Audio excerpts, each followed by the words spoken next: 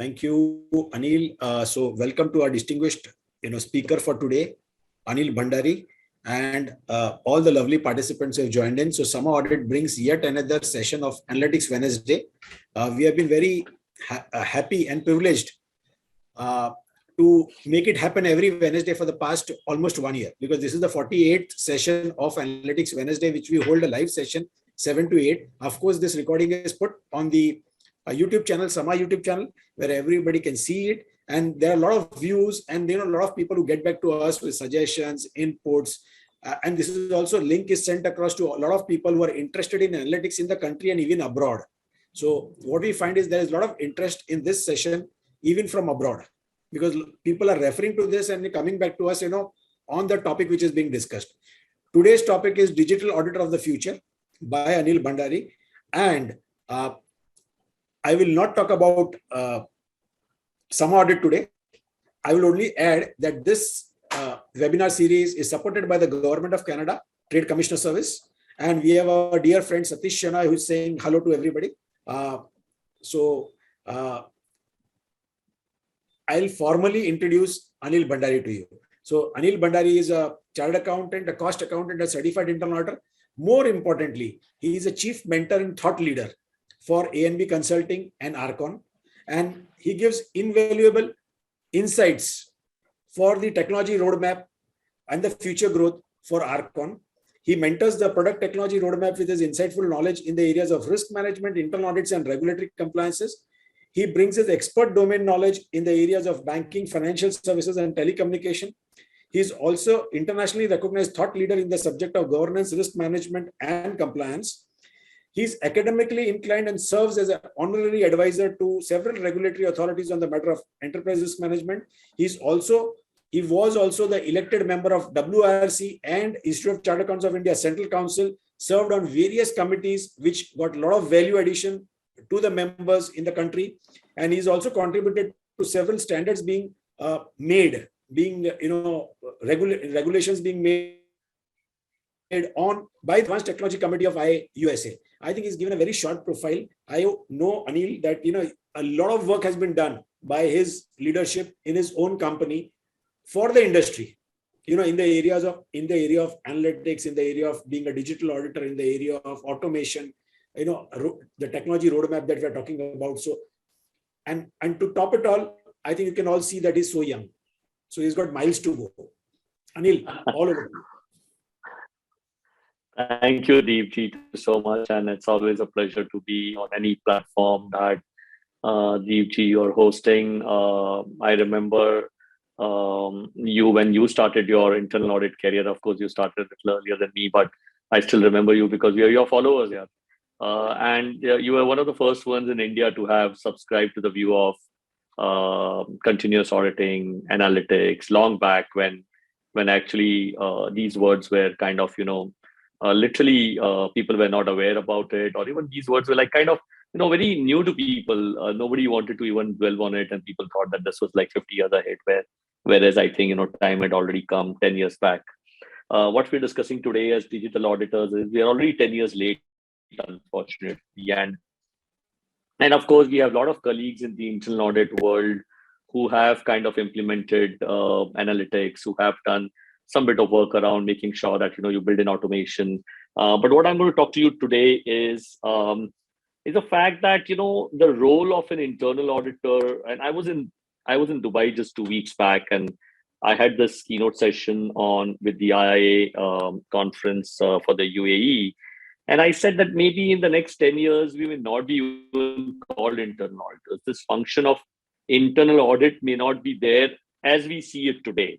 Not that the fundamental function will not be there, but it may not be there as we see it today, which means it will also become, it is for sure likely to become digital. There is no doubt about it. And while digital auditor could be one word, which I may not still want to use it, I think it has to be a little more futuristic in terms of how we pursue ourselves. But let us stick to basics and let us try and understand how business models are evolving, and just maybe a couple of minutes on that, and then maybe figure out what is this digital audit all about first. There are digital businesses and there are non-digital businesses, but broadly, even the non-digital businesses are subscribing to digital assets, and or they're converting themselves into a digital company. So just before we start, I don't know, how do you do an audit of a company like Uber where everything is digital, right? Right from the technology onboarding on your mobile phones, making sure that the apps come in, making sure that the apps work, making sure that the apps work on iOS, making sure that the apps work on Android, making sure that the apps tomorrow will work on Windows. Is that even our role? Is that something that we should be even bothered about? Maybe 10 years back, we would not be, because it's a digital initiative, and we had 10 ways to onboard a customer, but Uber does not have any other way to onboard a customer today. The onboarding of the customer is nothing but through the digital app, right? And the entire onboarding journey finishes through the digital app. And thereafter, the entire business of Uber, right from trying to catch a ride and finish a ride, gets completely executed on the digital app. So can you imagine a company like that? And how do you even audit a company like that in the normal course of work? And then there are companies like Zerodha, where even the risk management function and the regulatory function is also built into a digital platform. So it's not only onboarding, it is not only execution, it is actually also the service, the delivery to you, the fulfillment of what they promised you, along with the fulfillment of risk management, and all the way it goes to the regulatory guys also. So how do you become an auditor for these kind of companies? And as we progress further, I think there is more and more business models that we're likely to see through this. So I'll probably take maybe 15-20 minutes before we hit the actual analytics that we're trying to discuss. And we've done a couple of good things around that internally, and I'm happy to share that with you. But I would want to first try and take your minds to, how do we even become digital auditors? And what is this digital audit all about? And the moment digital comes to our mind, the only thing which comes to everybody's mind is IT audit, controls, cybersecurity, data privacy, and so on and so forth. So I'm saying all of these today are not even relevant. I'm not saying security is not relevant. What I'm saying is, from a digital auditor's perspective, none of these are relevant. We need to actually rejig our entire audit to be able to fit ourselves into a digital auditor. So let me try and share a couple of slides with you, and bear with me for just maybe 1 minute.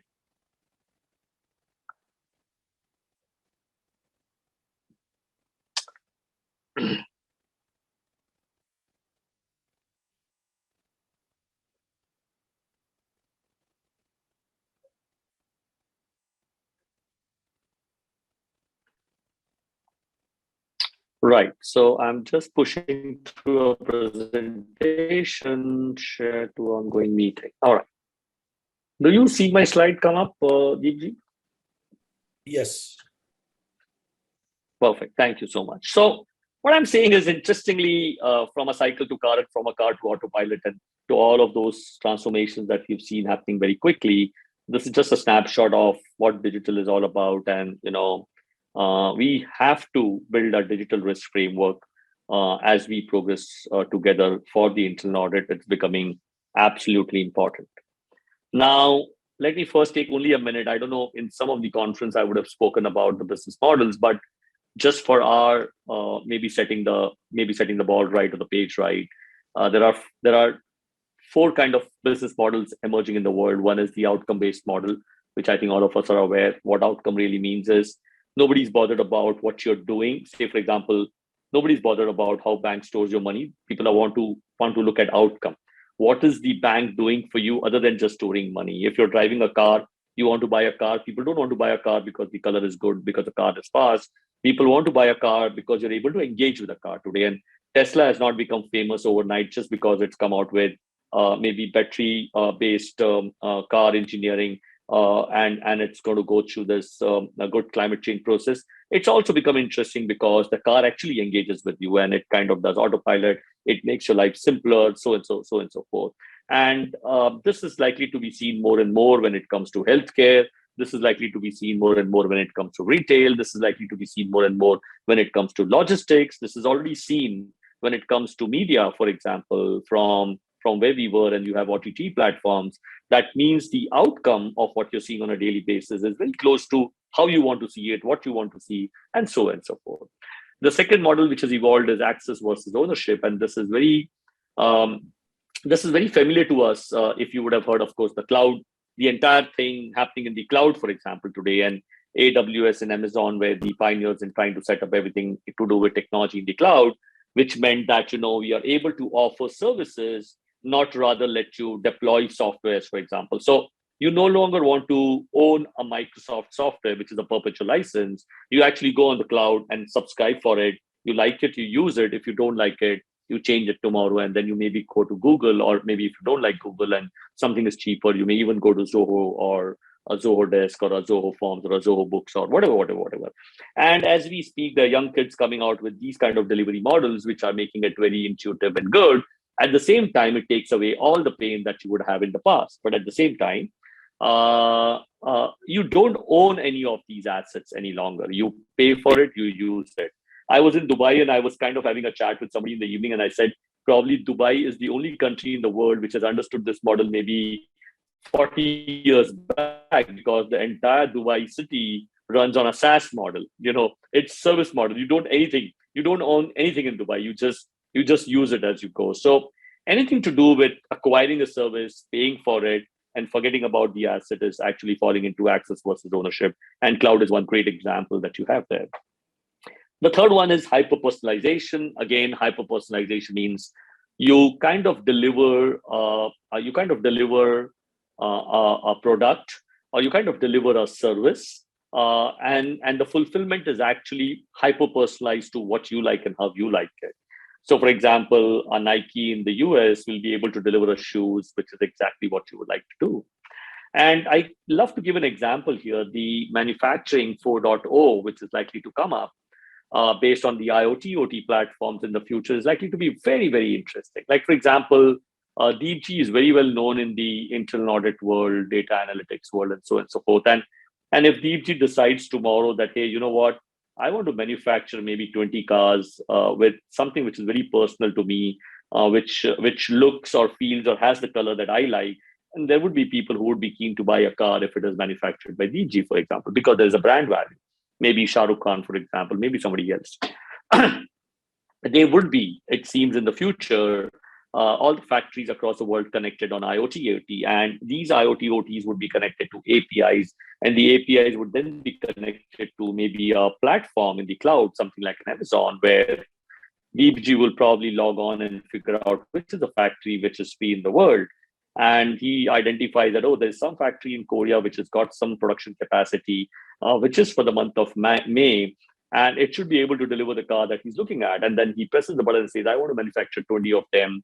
I want the red colors. I want maybe the car to look like this. Maybe I wanted battery, or I want a petrol operated car, and so forth, and presses the button, the order goes in. The factory talks to APIs, they talk to supply chain management guys, and then maybe gets the components delivered to the factory. And then, of course, it's an automated process which manufactures the car with the logo of DG, and it's delivered to people across the world, or wherever it requires to be delivered by logistic companies. So can you imagine that is the kind of digital world that you're very likely to see, and you're likely to see this very, very soon.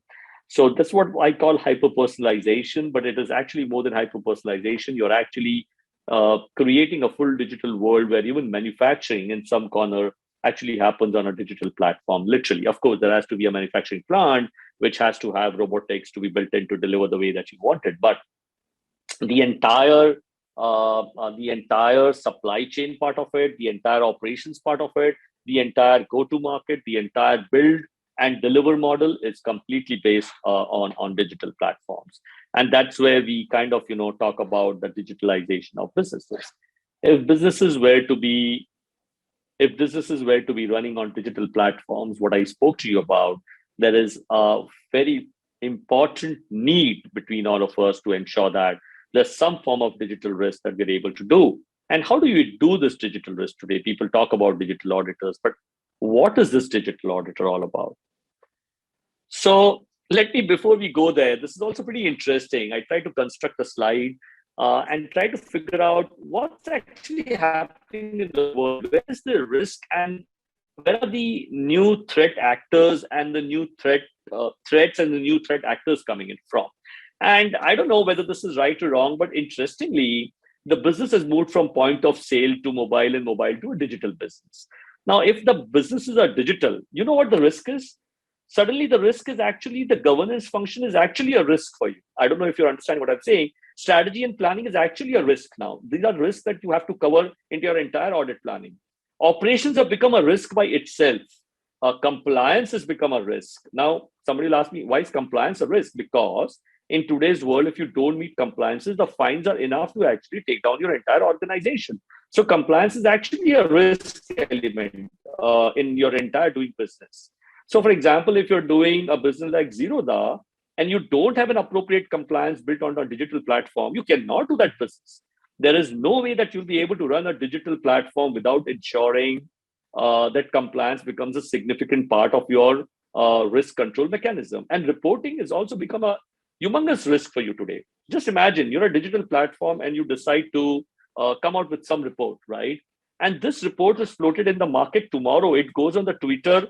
It goes on the Twitter in 5 seconds that you have released a report. And if the report is not appropriate, the kind of risk that you have, reputation, whatever, is exponential today, which was never the case before.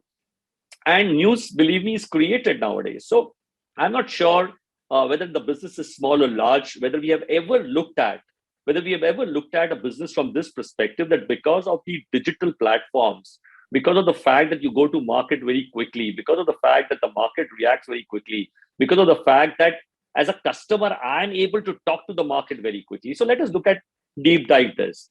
If you were to look at governance being a risk, strategy being a risk, operations being a risk, compliance being a risk, reporting being a risk, what are the threats to all of those? So if governance is a risk, the threats are, of course, reputation, which are beyond boundaries today. You cannot live with governance in one corner of the world. You get destroyed across the world today. Strategy and planning. Now, generally, you would say, why is strategy and planning a risk? Because you normally strategize a business. You're a Hindustan lever. You're strategizing a business. Strategy is a way that if you do an M&A, that's a separate risk. I'm not talking about those. What I'm trying to say is, if you do not look at technology as a disruptor today, then you have not incorporated the right strategy and planning in the entire spectrum. You would have to look at, is somebody going to likely to come and destroy my business because of the technology which is coming in? So I'm saying digital businesses, while they are businesses, they are leading to business models, they have actually become a big element of risk for you.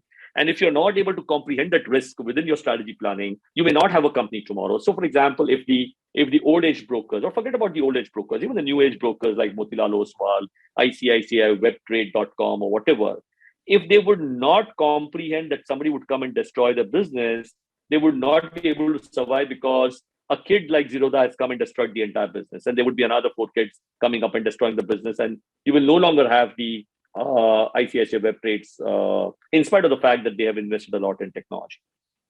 So what I'm saying is, the digital platforms itself become a risk for some business, and it becomes a very interesting opportunity for some business. Similarly, operations are a risk. Why is operations a risk? Because outcome is measurable very quickly today. Today, anything goes wrong in the operations, even for 5 minutes. HDFC Bank, for example. HDFC Bank, what was the problem? HDFC credit cards, unfortunately, could not make the platform available to you, either to do the transactions or to onboard for you. Now, had it been a normal world, how would it have mattered? It would not have mattered. The systems are down for 4 hours. Doesn't matter if the systems are down for 4 hours. Can you imagine if the CAMS or the Carvi go down for 6 hours today, and you're not able to go on your mutual fund platform and do something? Now, the outcome is very quickly measurable. 6 hours down today is more important than 6 hours down 10 years back. There were different ways that you could call up Carvi and do your transaction. Today, you can't. So again, what I'm saying is, because the outcome is measurable, operations have become a high risk element for all of us. And we have to ensure that if we are using digital means to do operations, that is a very different way to audit operations. Compliance expectation is high as data is digital. Everything is available to the world. So any risk to do with compliance is exceptionally high. And reporting, you cannot have even simple errors in reporting today.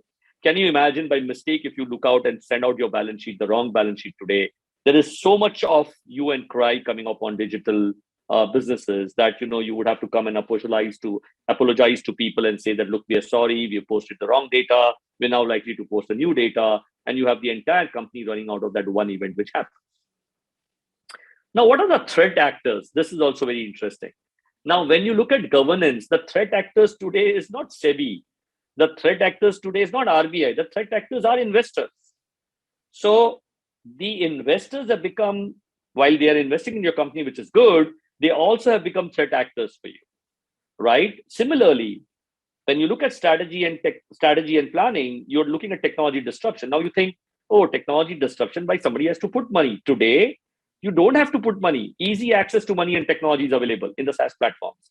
So which means if there's a young kid who wants to create a zero DA, 80% of the technology is already available to him.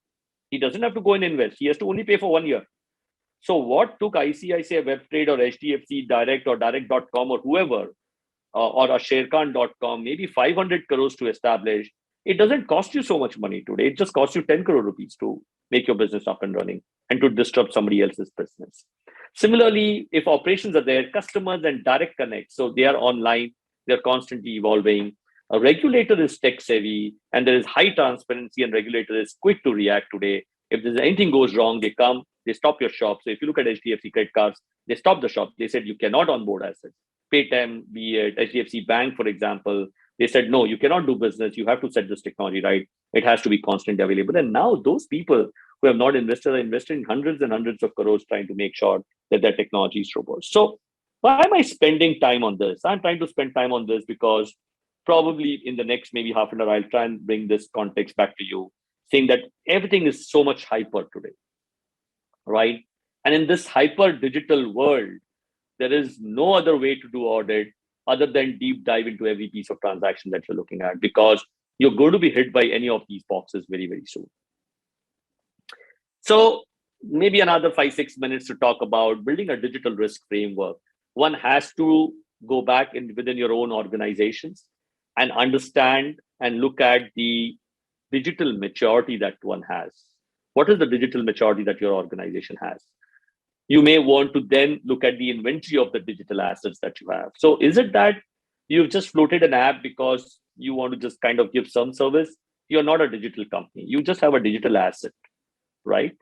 This is just not a digital company. It's a digital asset.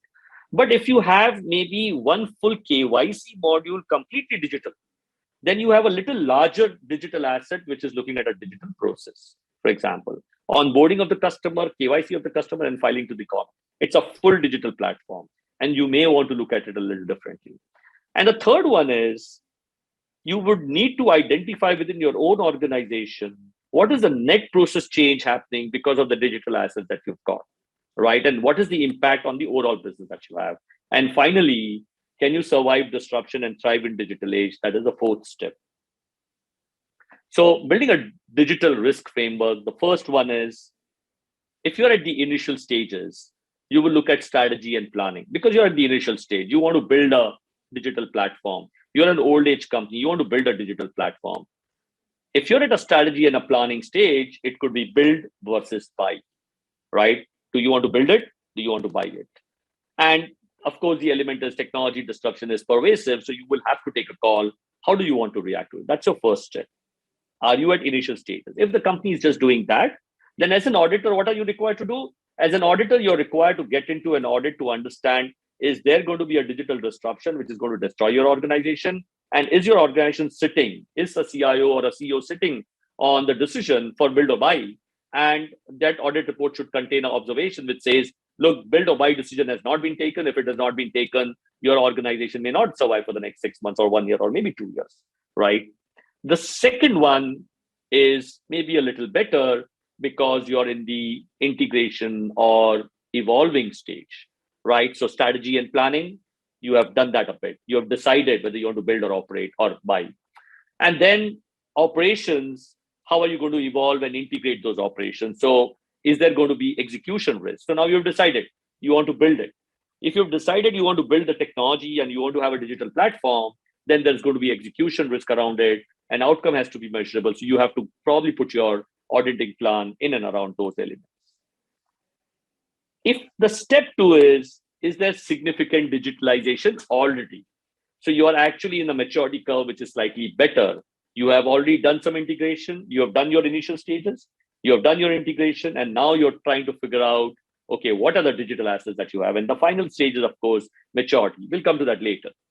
If you're in the second step and you already have digital assets, then what are the digital assets doing? One, are they looking at your growth aspects, which means, are you likely to grow your company using those digital assets? Or is it you put the digital assets because you want to create efficiency in your organization? Or is it because of only experience that you created a digital asset? So for example, chat box is a digital asset.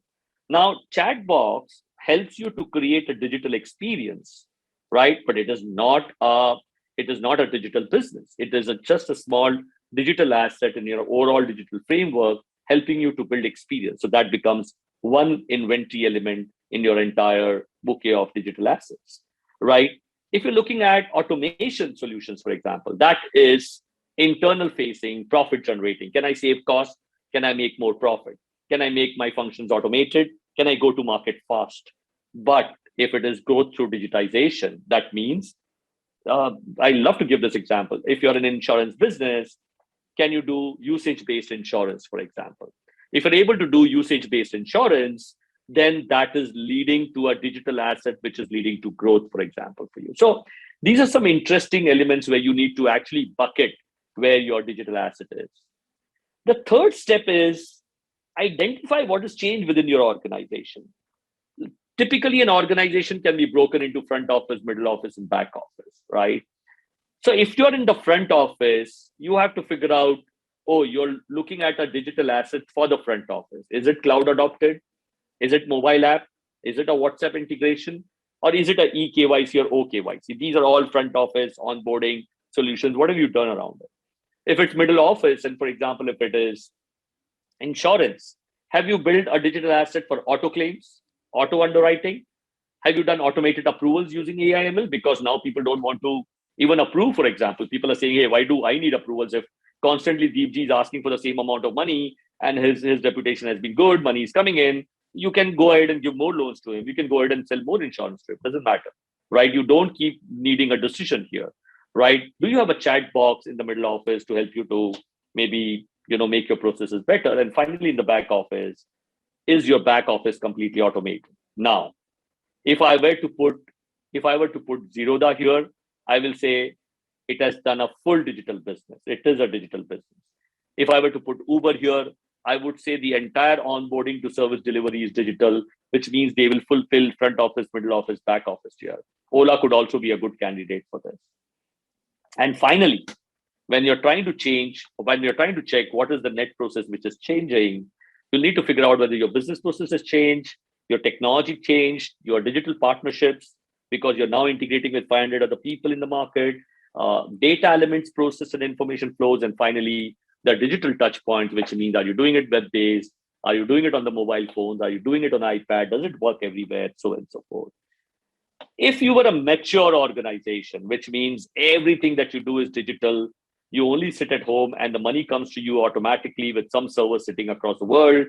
The dollars come in, they are settled automatically, they are accounted for automatically, reports going out to regulators automatically, and the fulfillment happens automatically. A lot of times the SaaS business actually runs something similar to like this. So I think these are some interesting frameworks. Just give me a minute, please.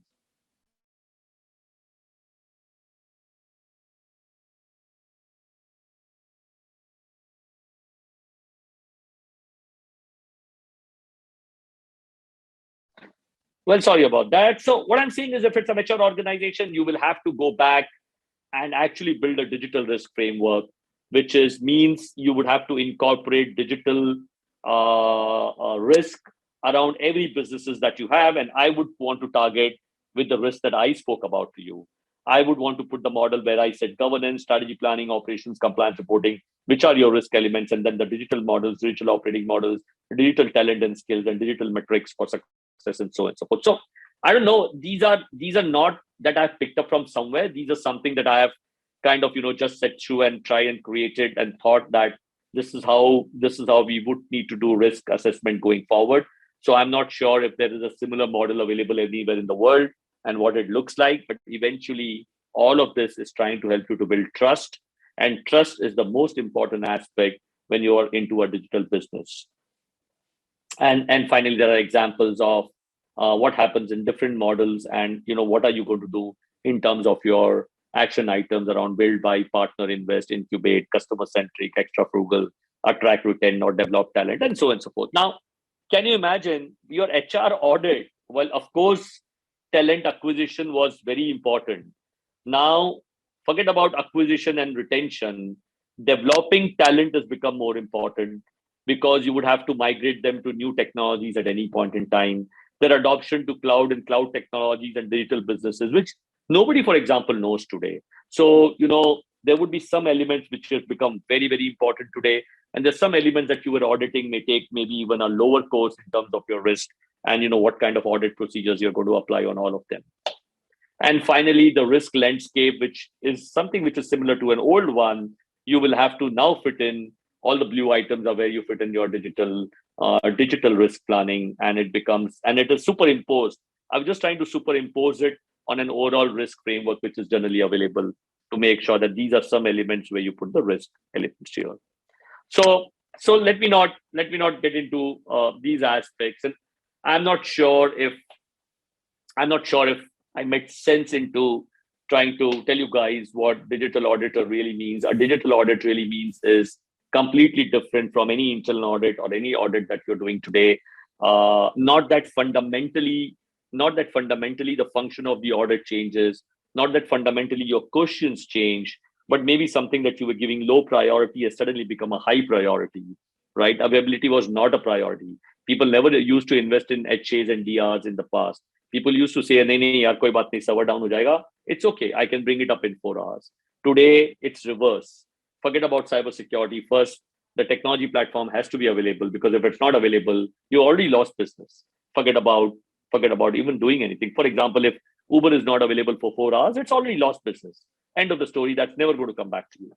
Those 4 hours are like lost for business, and revenue is lost there. So these elements are something that one would have to look at very, very carefully. And if one were to look at this very carefully, that means there is no other option but for you to ensure that you become a digital auditor. And if you become a digital auditor, you would have to deep dive into analytics or creating data pipelines, automated, and 80-90% of your job has to be automated. There is no way out of this solution, right? So these are some ideas. Any questions? Happy to take those questions. I have got a couple of slides on automation. I would love to show something that we are trying to innovate, creating data pipelines and run through the entire automation piece. Fundamentally, I thought I would probably show that to you. But if there are any questions, I'm happy to take them on next 10 minutes. I think Anil, a wonderful presentation, and you can show case studies and slides on automation as you have what your company has done. Meanwhile, there's a question by Satish. It's human dimension vis-a-vis technology. What he is asking is, as he turns 60 now, he's saying, will technology has come to an optimal level, or will it still go further, and will it be a stress factor, or will it be make life comfortable? So how does it work? It's always a circle, and I'm sure Satish knows about it. And the more you use technology, there will be questions on the fact that the human touch is suddenly lost. So if you were auditing it automatically, if you're running the business automatically, your money is coming into your server, sitting in some corner of a tax haven, accounting is happening, life would be so simple, right? But life is not going to be so simple. So unfortunately for all of us, correct? So while we use a lot of tech, there would be elements of soft power, there would be elements of skills, there would be elements of human touch, which would then become kind of a risk by itself. So technology, I explained to you that digital technology is a risk for a lot of companies, and it's a great opportunity for a lot of companies. And probably across the world, this would become one big element of risk. And people are trying to capture that risk and create a metaverse where they're saying, we'll at least let you converse in the way that you used to converse. But of course, the human touch would be lost, even the fact that you develop a metaverse or whatever in the future. So I think, there could be even 2 lives for us. One is we'll have a digital avatar for ourselves, and we'll have a normal avatar for ourselves. And we may sometimes have to be careful, because when you're in the digital world, People will start behaving differently. They can look differently for two reasons: for security, or they may want to defraud you, right? So those kind of risks could also come in. So I don't have an answer for that, Deepji. I think it's a fairly complex world that we are living in. And maybe if some people succeed, it may not be the only world. We could probably be staying in Mars maybe 10 years from now, and we could probably be imagining that if you don't run your business on Mars, maybe your business is not working yet. But anyway, so it's a fairly complex world. But I'm saying in the near term, in the next 5 years at least, if we are internal auditors, and if we are not geared for our organizations to deep dive and understand, are we even doing something around digital businesses? Is somebody likely to disrupt our business because businesses are becoming digital, right? Today, for example, a Geo is no longer a telecommunication company. It has become a content company. So the content guys were very happy sitting at home for several years because they had developed the best content. But our Disney is available for maybe $20 billion, and they can, or $30 billion, and they can be acquired at any point in time, right? Because you have to fly your content on telecommunication, for example.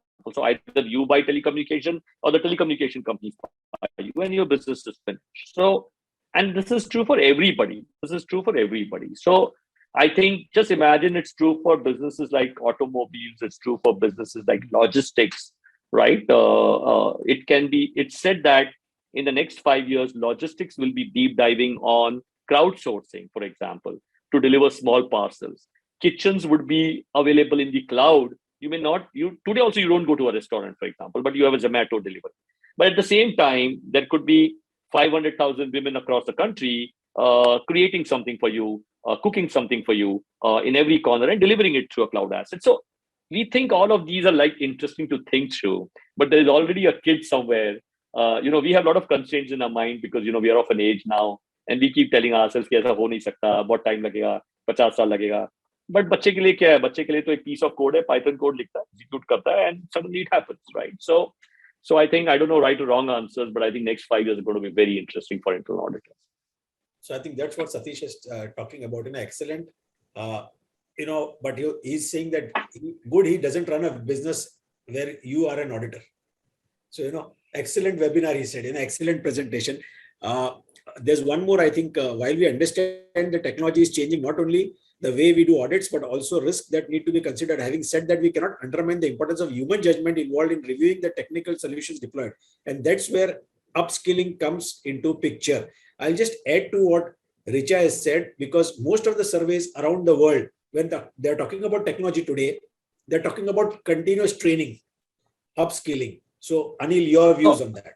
Unfortunately, the skill required, I read this somewhere, there will be more and more less and less jobs in the next 10 years. We are at a cusp of a situation where the skill required for the audit today the skills required for the near future don't marry with what we have, which means there is a skill gap that we have currently, interestingly, right? Because the pace of technology has been very, very fast compared to how we are upskilling ourselves. Deepji, whenever I used to go in the institute forums and speak about internal audit automation, I used to always tell people that, bhai, aapko coding nahi seekhna hai yaar, aapko process seekhna hai, but aapko technology ka fundamentals samajh mein aana chahiye. Now I had to change it in last 6 months. I am saying aapko Python seekhna hai, you don't have a choice. Why? Because the 7-year-old kid that you have at home, he's already learning Python when he's going to school, right? So for him to do that reconciliation is only a 5-minute job because he'll inject a code and he will do it for you, right? So you will be left out of job, not when you're 60, you will be thrown out of job when you're 30, correct? So I think the trend, I think the speed at which we have to reskill ourselves, unfortunately, the speed required is much faster, better compared to what we are doing today. So yes, of course, you have to upskill.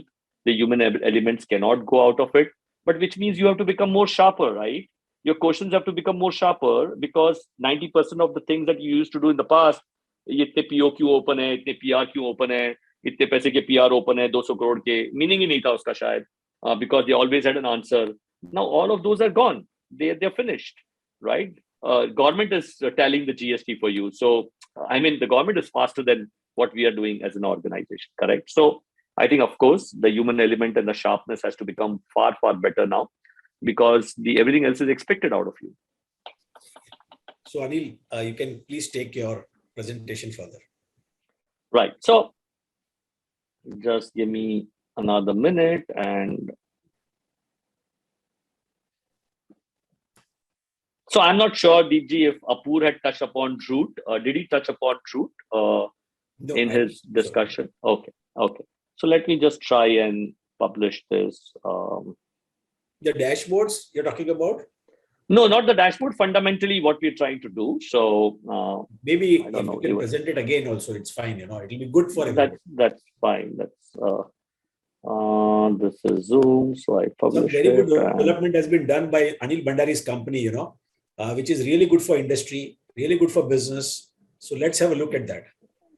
So nothing to talk about what we're doing, but what we're trying to say is, while I spoke about fundamentally, and I keep talking about audit and accounting as a dying practice because we need to deep dive, transactions are huge. So we are saying, while I'm talking about it, we should also be spending some time and energy on trying to innovate something, right? And I think the future would be where I think all of us would have to have not necessarily a truth, but somebody to help us to do our jobs faster, simpler, better. And all of this that we're talking about should happen automatically. You've got great technology platforms, analytic platforms. There's so many things in the world, right? What we're trying to do is not compete with any analytics platform or robotics platform. What we're trying to say is, can I create a Robo? And the best is if I'm able to create a DeepG Robo, I think, where, I take away all that is in the mind of DeepG and convert it at least 50 or 60% into something which is automated, AI-based. Something like that would become exceptional, right? And what can you imagine if you're able to create something like this on your own, right? You're able to do it for your own self, right? And you're trying to say that, okay, the good part of you can be converted into something, put on top of an AI/ML model, and it could do anything that you want to do in like 5 minutes, etc., etc. So I'm saying there has to be a technology you, or there has to be a mirror you, which is actually a technology. So Anil Bhandari would have a mirror, Anil Bhandari technology, or an avatar, or Deepji would have an avatar, or Richa would have an avatar, or Satish would have an avatar. And that avatar will help you to do your stuff a little faster. That is fundamentally what we are trying to achieve here. And what are we doing here is, I don't know if you're able to go through this, but information technology during the last years have converged. Digital technologies cut across purposes. Artificial intelligence models would then become our existential foundation. What I'm trying to say is, artificial intelligence models after 5 or 10 years will become the foundation on which you're running the business. Can you imagine? Right?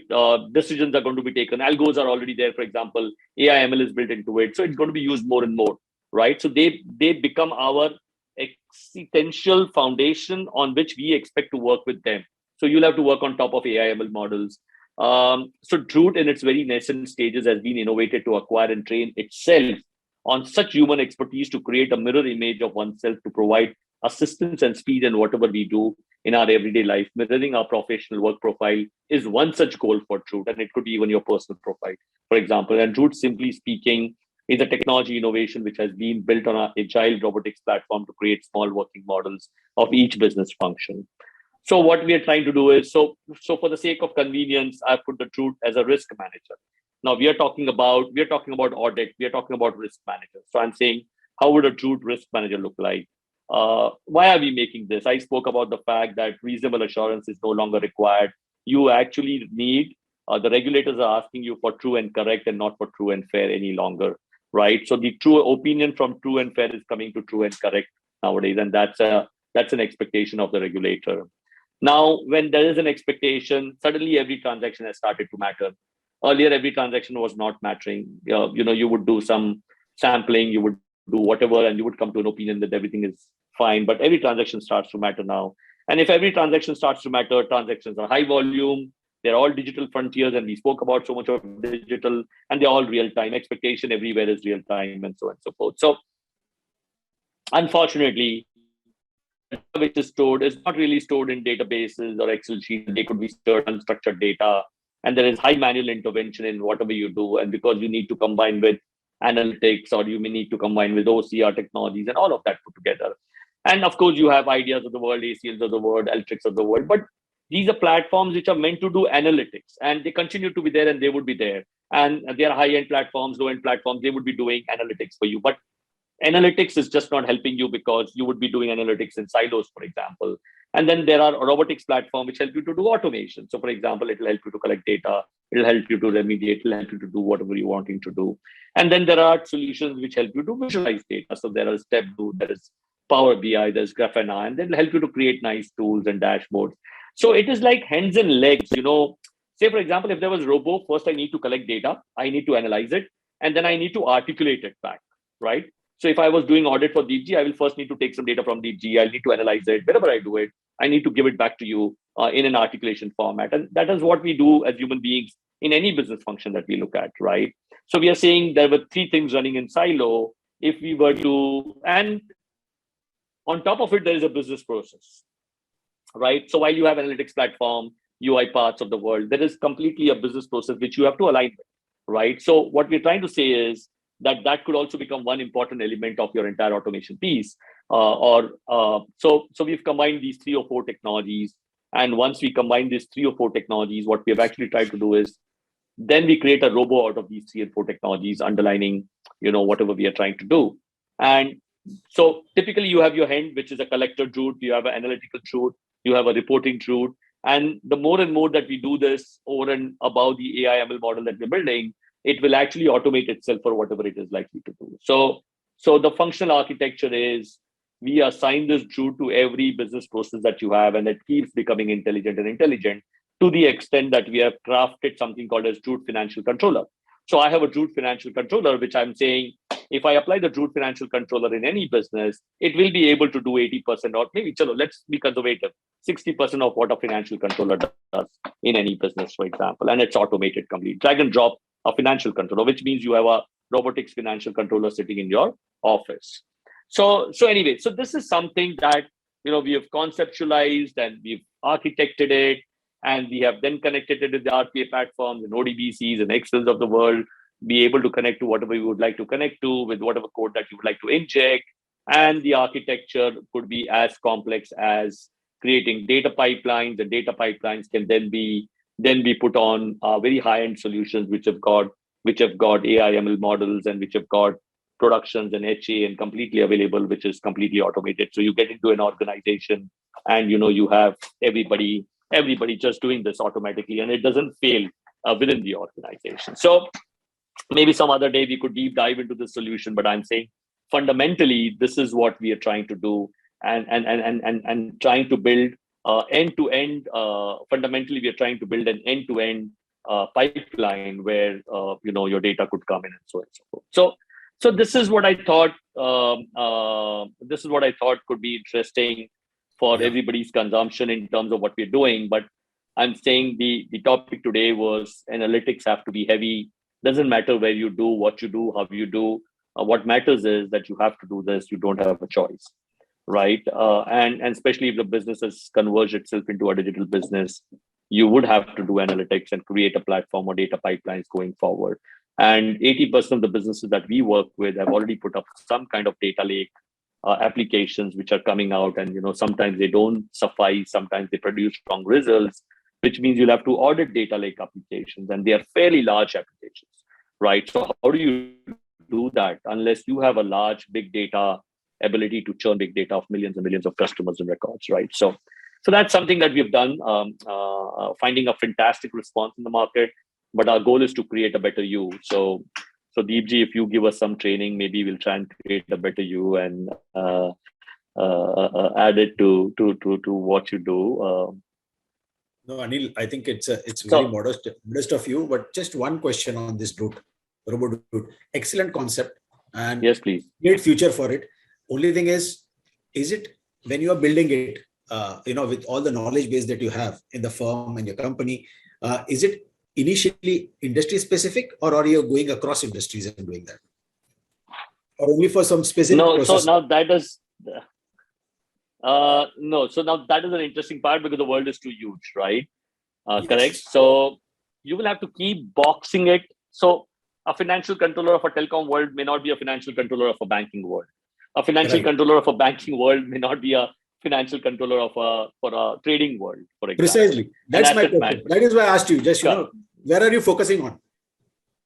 So what we are trying to do is first focus on 60% of the same task that everybody would do, right, in any product building.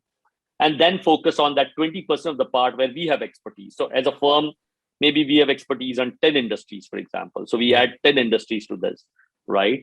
And try and build it. But what we're trying to go to do with this, Devji, is we're going to crowdsource it, and we're going to open up this model for everybody to work on, and everybody can just download and start using it themselves. So we are saying you build it up. We don't want to build it up for you.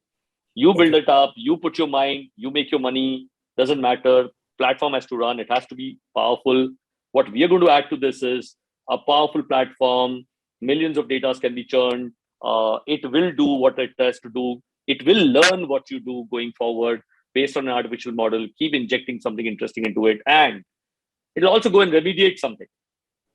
So fundamentally, it's not for auditors. What I'm saying is that this solution, what we're trying to show, is not only for auditors. What we're trying to show is, can I create data pipelines within an organization that it can at least do one part of the operation, maybe not all, automated, like you're doing your business automated, right? So if business can be completely automated, one part of the operation can be completely automated end to end, right? Fascinating, really fascinating, open source, and I think it will go on learning and bring in a lot of knowledge base. Great. I think great. So, let's see how it works out. Have you launched it already? It's already being used by 15 odd large enterprises in the work that they do. The only job that we are doing right now is boxing it, and we will release the first drut financial controller hopefully in some time. Great. And we can create we have other team is working on creating a drut CISO, for example, Chief Information Security Officer, for example. So we have integrated it with 30 cybersecurity products across the country, across the world, right? So we know if it's change management, remedy, ServiceNow, if it is backup solutions, maybe there are 20 backup solutions. If it is firewalls, we know that there are 10 firewalls. So we are able to integrate with all of those, churn the data. We know what is required to be done, and then box it and give it back to you. So we could create a security operator or a CISO, which is required to do what it is required. Great, really great, Anil. I think if any of you have any questions for him, a great opportunity, because it's difficult to get Anil, so I don't see any questions for you, Anil. But I think it's a great thought which you said about the Robodrut. I think as you're going functional, put them out in the market, and they'll do all the repetitive tasks or the decision making which has been done regularly, which will be done. So only few judgments which are strategic in nature may be required. Operational things can be taken care by the Robodrut, as you have said. Any particular reason why it is said DRUT? How does that work? What it means is speed on the wire. Okay. What it means is speed on wire. Speed on wire. Okay. Yeah. Great, Anil. So, any concluding remarks you would like to give? No, I think fundamentally what we started off by saying is digital auditor, and I think we would have to ingest anything that you do. I mean, platform is just one thing that we're talking about. Anything that you do, connect it, do whatever you have to do, but you have to be a digital auditor. You don't have a choice. That's the only message that I would like to give. Great. I think so. We are very fortunate. Of course, Anil is a great friend, but we are very fortunate to have him with us, because we are almost, as I said, completing 1 year of, next 2-3 weeks, we'll complete 1 year. Few weeks will be 1 year from the time we launched, Analytics Wednesday. And today has been really a session about the future, unfolding the future before us. So really great. Thank you very much, Anil, for such a wonderful presentation, because I'm going to keep thinking during the night, You have kept my mind, tinkling, about the possibilities. Huge. So thank you very much. No, absolutely, Deepji. You're already ahead of the curve. So I don't have to say this to you. I'm sure as we speak, you have been investing so much time in all of this, and I'm sure you will add tremendous value just by holding the sessions. I think you add tremendous value to all the people that you kind of, talk to, people across different sectors, across the world, like you said. So absolutely.